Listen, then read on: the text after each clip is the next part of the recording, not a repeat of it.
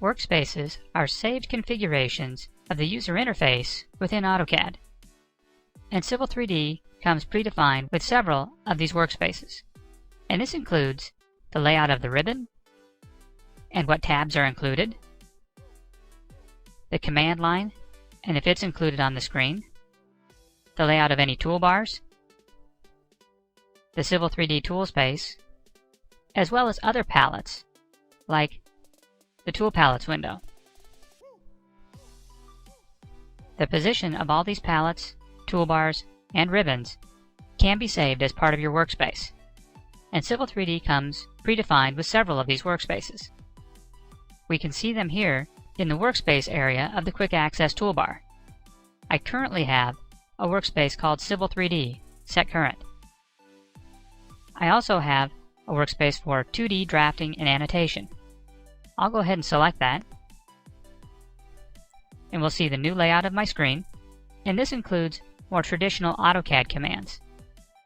So if you want to work with just Autocad tools and not have the Civil 3D commands displayed within the ribbon, then 2D drafting and annotation is a good workspace. I also have a workspace for 3D modeling and for planning and analysis. And the Planning and Analysis workspace is where all of your AutoCAD map and geospatial tools are stored. If I select that workspace, we'll see the screen is laid out again.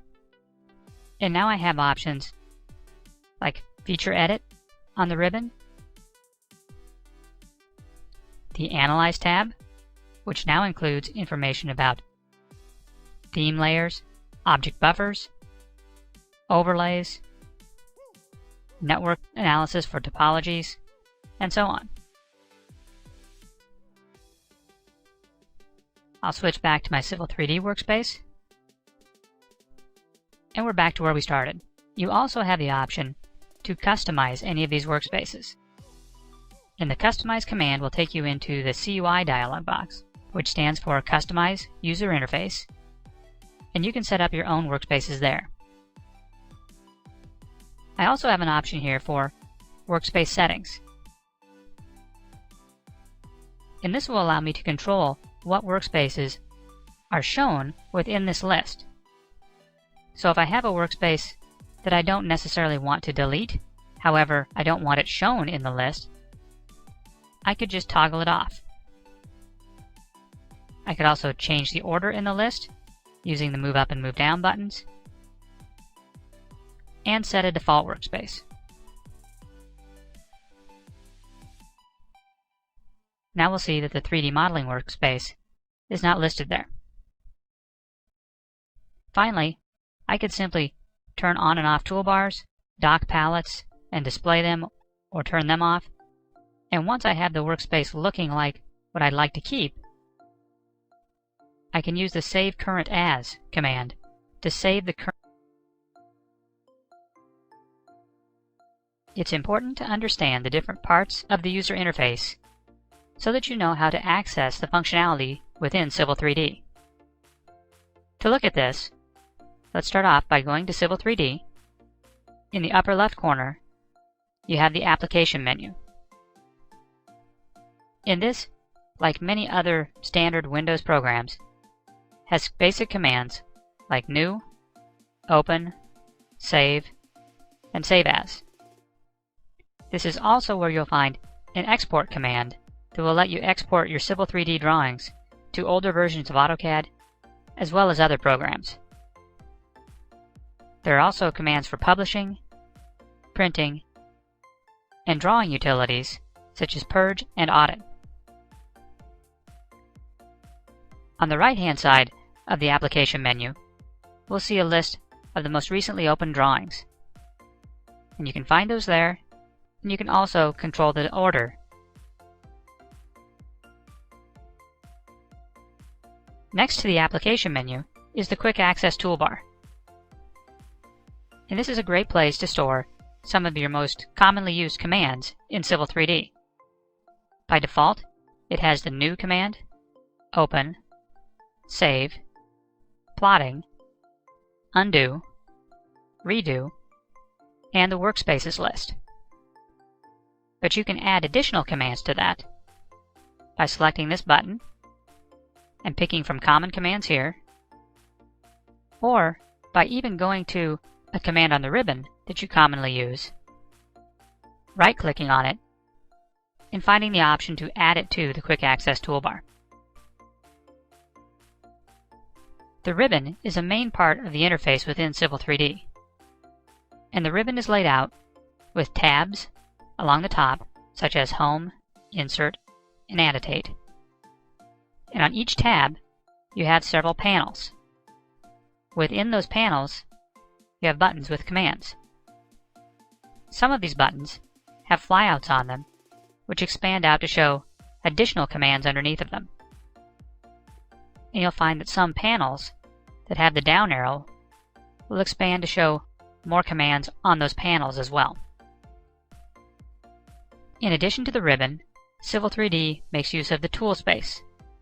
And the tool space is a palette that can contain up to 4 different tabs. Here we're only showing 2, Prospector and Settings. But these allow us to see what objects are in our drawing and control the settings of those objects. And commands are available within the tool space by just right-clicking on different objects. On the Home tab, the tool space can be toggled on and off just by clicking this button.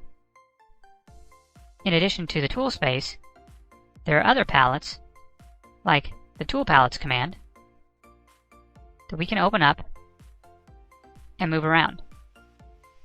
This tool palette is currently showing multi-view blocks for trees. I could right-click on the vertical bar and select my Civil 3D Imperial subassemblies.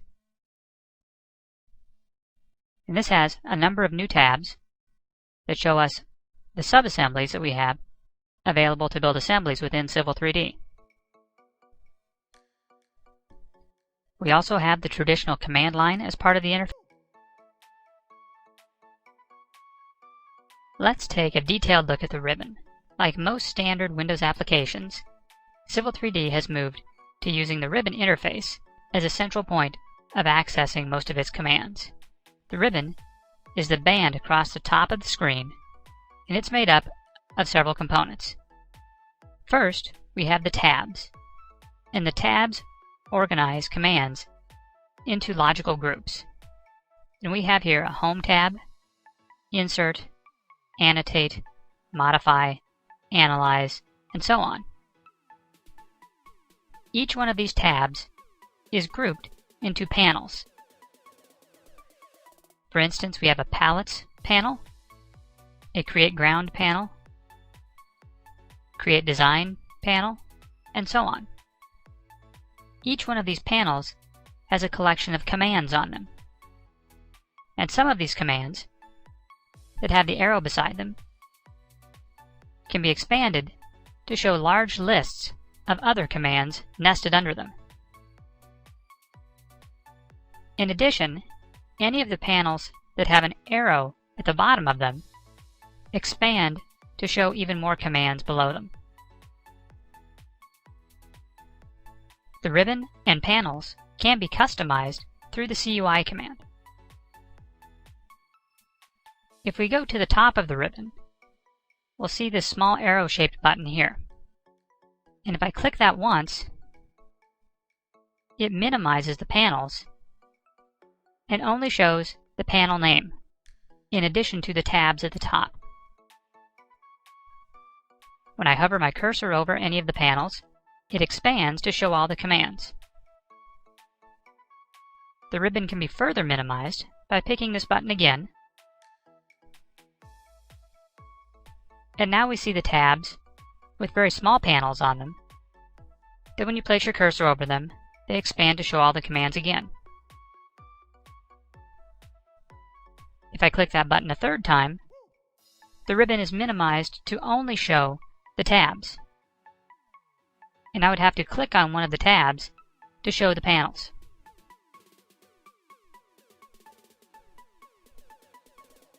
When that button is clicked a fourth time, it cycles around to the original state of the ribbon, completely expanded.